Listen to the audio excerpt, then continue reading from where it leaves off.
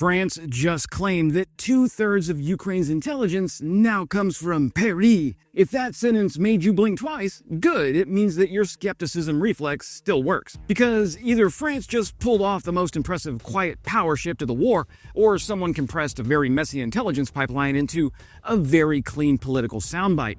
So let's unpack what's actually going on. Hey friends, Wes here, and when President Emmanuel Macron walked into a room full of uninformed personnel and said that 2/3 of Ukraine's intelligence now comes from France, he wasn't talking to Twitter, he was talking to Europe. And intelligence in this context is not one thing. It's imagery, it's signals, it's intelligence, it's cyber, it's human reporting, targeting packages, missile warning, pattern analysis, battle damage assessment, and the unglamorous connective tissue that turns raw data into something a commander can act on before the target moves. Now, when leaders throw out a number like 2/3, they're compressing a system that spans orbit, fiber, analysts, and command nodes into a line that fits on a podium. Now, that doesn't mean it's meaningless. It means we need to understand what France is actually bringing to the fight.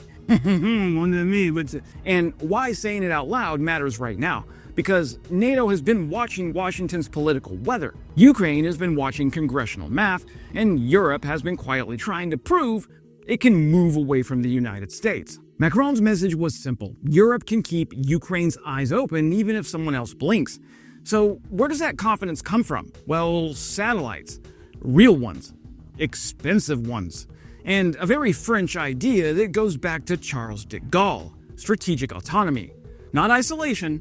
Not anti-Americanism, just the belief that if you can't see for yourself, you don't get to decide for yourself, and you definitely don't get to fight on your own terms. Ukraine is where that theory is being stress tested. The problem is that space intelligence isn't a single lever you pull, it's layers. I did it again. Have you ever started a video with a breath mint in your mouth? We'll cut this part out. It's layers, and France is very strong in some of those layers. Very capable in others, and still reliant on allies for a few that matter a lot when missiles start flying. Which is why the 2/3 claim is simultaneously plausible, fuzzy, and politically useful. So let's start with the crown jewel. France's optical backbone is the CSO constellation.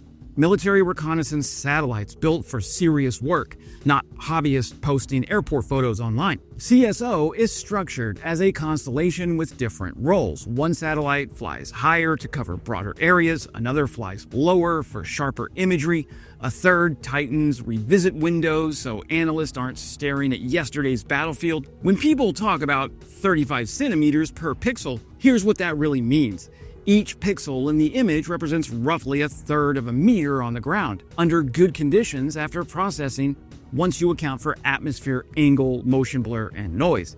At that resolution, you can do a lot. You can identify vehicle parks, count aircraft on ramps, spot new earthworks, see the geometry of camouflage nets, notice when decoys are arranged in suspiciously neat Russian lines, push closer to the 20-centimeter class, and imagery shifts from detection to identification. That's where analysts stop asking if something is a tank battalion and start asking which variant it is, whether those armor blocks are real, and why the shadows don't match the shape. That's also where revisit rate becomes a weapon. In Ukraine, revisit rate isn't a spec sheet brag, it's a clock. If a railhead is unloading, if a SAM battery is relocating, if a missile unit needs to shoot and move, one image every few days is a postcard. Multiple looks per day becomes operational awareness. That's the difference between there's an air defense system somewhere in this region, and it's here now, and if it moves, we'll catch the tracks. And that's only half of what France is doing, because seeing something is useful, but knowing when it's emitting is lethal. And that brings us to the part of the story that keeps Russian electronic warfare officers up at night. Optical imagery tells you what's physically present, but signals intelligence tells you what's talking. France's orbital signals intelligence capability is centered on the CERES constellation. 3 satellites, flying in formation, listening. Now, the physics here are beautifully unforgiving. If 3 satellites hear the same radar pulse at slightly different times and phases, geometry does the rest and you triangulate the source. Man, I hate math. That's how you map air defense radars. That's how you start classifying systems by their emissions fingerprints. That's how sloppy command nodes give themselves away. You can hide a launcher, you can't hide a radar that's shouting into the sky. Now, there are limits. Low Earth orbit SIGINT isn't persistent the way high orbit systems are. It works in passes and windows. That makes it powerful in bursts, not omnipresent. Which is why CERES works best when it's part of a larger ecosystem. Ground stations, airborne collection, allied feeds, fusion cells that turn raw intercepts into coordinates someone can act on. And that's the key point Macron is leaning on. France doesn't need to replace every American capability. It needs to replace enough of them, enough of the time, to prevent a decisive intelligence blackout for Ukraine. Now, that's a survivability standard for Ukraine, not a dominance claim. When I was a kid in Texas, I used to watch Carl Sagan's Cosmos on PBS, and then I would climb out on my flat Texas roof and stare at the stars. And one of my favorite constellations was the Pleiades constellation. And France has their own version of the Pleiades, which are technically commercial in practice. They live in the same national security ecosystem when the government is the priority customer. This is where people get cute and say commercial imagery is basically military grade now.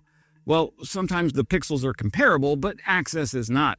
Tasking priority is not. Latency is not. Military constellations exist, so governments don't have to ask permission or wait in line. That said, commercial imagery adds volume, redundancy, angles, and France folds it into one big national tasking pipeline using systems like Space Data Highway, which uses laser links to relay imagery quickly instead of waiting for a satellite to pass over a ground station. That's huge because I saw it is nice.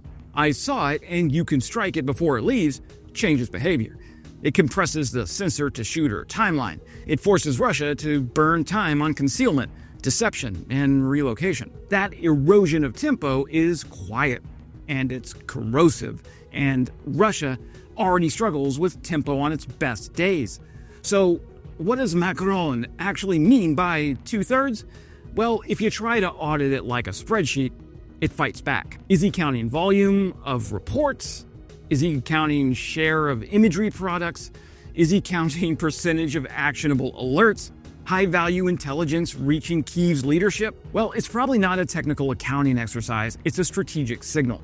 France is telling Europe, Ukraine's intelligence lifeline does not run through a single valve in Washington, D.C. Oh, and there's a second audience here too, European publics.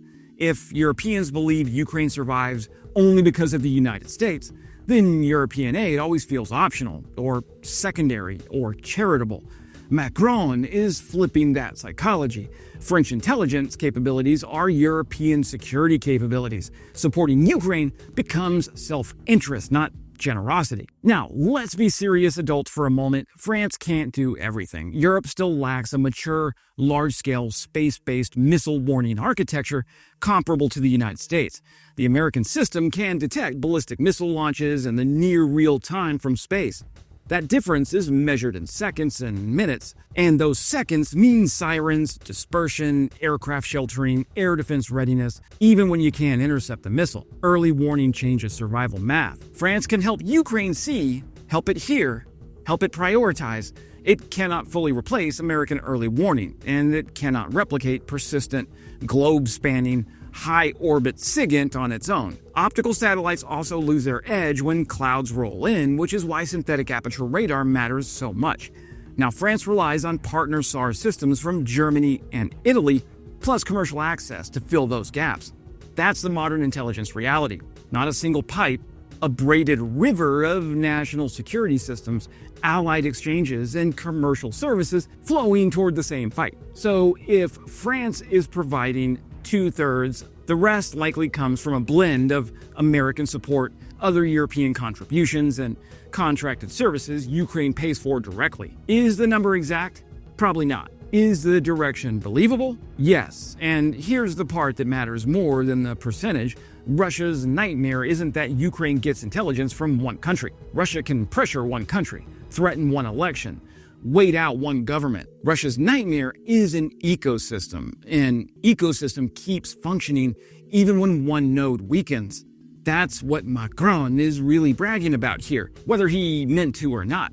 If Europe can keep Ukraine seen at this level, it raises the war's ceiling. Deep strikes become harder to stop. Air defenses become easier to map.